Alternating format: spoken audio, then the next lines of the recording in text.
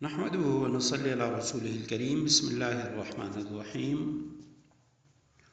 عقائد کے مذاکروں میں ہمارا آج کا مذاکرہ بھی وجود باری تعالیٰ کے بارے میں ہے۔ جو شخص اللہ سبحانہ و تعالیٰ کے وجود کا منکر ہے وہ بے دین اور کافر ہے اور اس جرم کی پاداش میں ہمیشہ ہمیشہ جہنم میں رہے گا۔ اللہ سبحانہ و تعالیٰ ہر قسم کے نقص و عیب، کمزوری و محتاجی اور تمام لوازمات، عادات بشریہ مثلا پیدا ہونا، بیماری، صحت، بچپن، جوانی، بڑھاپا، نیند، اونگ، تھکاوٹ، نسیان وغیرہ اس سب سے پاک ہے۔ اللہ تعالیٰ ہی نے ہر چیز کو وجود بخشا ہے اور ہر چیز کے خواص اور تاثیر کا بھی وہی خالق ہے۔ کوئی چیز ذاتی طور پہ مؤثر، مفید یا نقصان دہ نہیں، بلکہ اللہ تعالیٰ ہی ہر چیز میں مؤثر حقیقی ہیں اور ہر چیز کا نفع و نقصان اسی کے قبضے میں ہے۔ چیز کے اندر تاثیر بذات خود نہیں ہوتی، ہر چیز کے اندر فائدہ مند ہونا یا نقصان دہ ہونا، یہ فائدہ اور نقصان اللہ سبحانہ و تعالیٰ نے رکھا ہے۔ مخلوق کی زندگی اور موت، صحت اور بیماری، اچھائی اور برائی سب اسی کے قبضے میں ہے۔ وہ جب تک چاہتا ہے مخلوق کو زندہ رکھتا ہے، جب چاہتا ہے اس کو موت دے دیتا ہے۔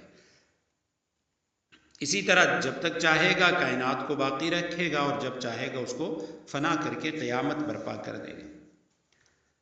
اللہ سبحانہ و تعالیٰ جب آسمان دنیا کی طرف نزول فرماتے ہیں تو ان کا نزول بلا کیف ہوتا ہے، بغیر کسی کیفیت کے، بغیر کسی تشبیہ کے، اور جب قیامت کے دن میدان محشر میں نزول فرمائیں گے تو ان کا نزول بلا کیف ہوگا، بغیر کسی تشبیہ کے۔ اس میں ہم کسی کو تشبیہ نہیں دے سکتے۔ صحیح حدیث ہے کہ اللہ سبحانہ و تعالی ہر رات آسمان دنیا پر نزول فرماتے ہیں اور اللہ سبحانہ و تعالی بندوں کو مخاطب کر کے فرماتے ہیں، کوئی مجھ سے معافی طلب کرنے والا؟ تو یہ جو حدیث مبارکہ میں کہ آسمان دنیا کی طرف نزول فرماتے ہیں، تو یہ نزول ایسا نہیں ہوتا جیسے ہمارے ہاں کسی کا آنا یا جانا۔ قیامت کے دن میدان محشر میں نزول فرمائیں گے تو وہ نزول بھی ایسا نہیں ہے جیسے قرآن میں ہے وَجَاءَ رَبُّكَ وَالْمَلَكُ صَفًّا صَفًّا۔ ایک اور مقام پہ هَلْ يَنظُرُونَ إِلَّا أَن يَأْتِيَهُمُ اللَّهُ، اور حضرت ابو ہریرہ رضی اللہ تعالی عنہ کی حدیث ہے يَنزِلُ رَبُّنَا تَبَارَكَ وَتَعَالَى كُلَّ لَيْلَةٍ إِلَى السَّمَاءِ الدُّنْيَا، صحیح بخاری کی حدیث ہے۔ امام ابو حنیفہ رحمہ اللہ سے سوال کیا گیا کہ اللہ سبحانہ و تعالیٰ کا یہ جو نزول ہوتا ہے کیسے ہوتا ہے؟ انہوں نے فرمایا کہ اس کی کسی کے ساتھ ہم تشبیہ نہیں دے سکتے کہ اللہ سبحانہ و تعالیٰ کیسے نزول فرماتے ہیں۔ تو یہ تمام جو چیزیں ہوتی ہیں خاص طور پہ بندوں اور اللہ سبحانہ و تعالیٰ کے درمیان جب کوئی ایسی صفت آ جائے، ہاتھ کا تذکرہ، چہرے کا تذکرہ، آنے جانے کا تذکرہ، تو اس کو اللہ سبحانہ و تعالیٰ کی ذات کو کسی مخلوق کے ساتھ تشبیہ دینا یہ کفر ہے۔ اللہ تعالیٰ کی ذات اور صفات میں تغیر اور فنا نہیں۔ اللہ کی ذات ہمیشہ باقی رہے گی، اس کی صفات بھی ہمیشہ باقی رہیں گی، اس کے سوا ہر مخلوق فانی ہے اور ہلاک ہونے والی ہے۔ اللہ تعالیٰ کسی چیز کے ساتھ متحد نہیں ہوتا۔ جیسے دو چیزیں مل کر ایک ہو جاتی ہیں، برف پانی میں مل کر پانی ہو جاتی ہے، تو نہ ہی اللہ تعالیٰ کسی چیز میں حلول کرتا ہے، اس میں ملتا ہے۔ حلول کا معنی ایک چیز کا دوسری چیز میں سما جانا، پیوست ہو جانا، ایک چیز کا دوسری چیز میں حل ہو جانا۔